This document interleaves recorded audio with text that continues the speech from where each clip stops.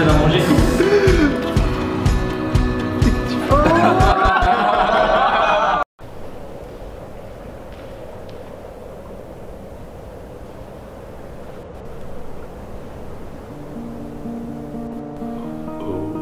Salam à Pagui, j'espère que vous allez bien. Gros silence. Ça va, tu te sens pas tout seul? On vient avant tout pour discuter, pour partager, pour mieux se connaître, échanger, c'est vraiment ça. Et le thème en fait de ce soir c'était le jeûne, le carême pour les chrétiens, le ramadan pour nos amis musulmans.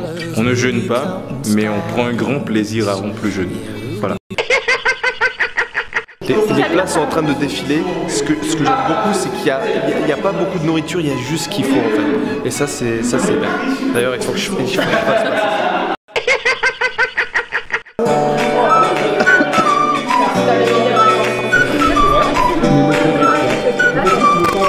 Mais je sais pas, ça se passe comment pour toi le ramadan? Franchement, ça va, bismillah. Effectivement, c'est beau ce témoignage heureux, comme tu dis. Nous, le ramadan, le carême, le carême. Tu dis pas ça à l'église. Commence le. Tu dis pas ça pendant la messe. Après le week-end à Thésée, je pouvais pas ne pas dire ce qu'on voulait dire à la Akbar. Donc je l'ai dit en homélie parce que et en plus c'était dans l'évangile du jour. Ouais. L'évangile du jour c'était Dieu est plus grand que moi.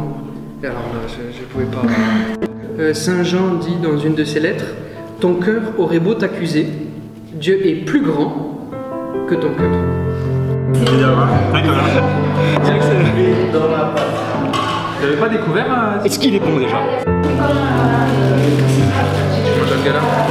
Au début, tu crois que c'est pareil. Oui.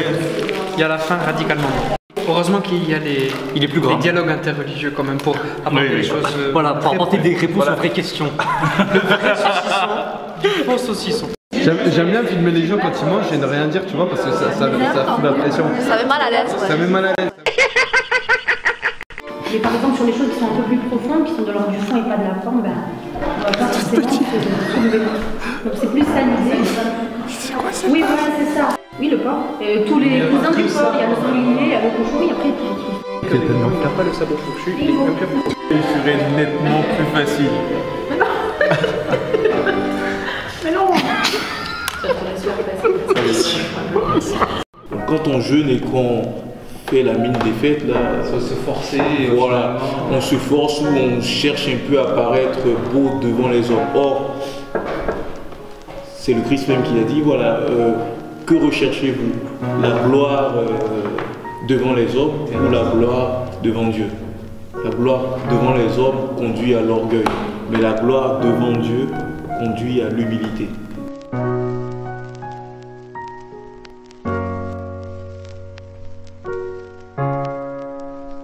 Jésus dit à un moment dans l'évangile, la vie éternelle, c'est qu'ils te connaissent. Donc la vie éternelle, c'est ne pas ignorer, quoi. Voilà.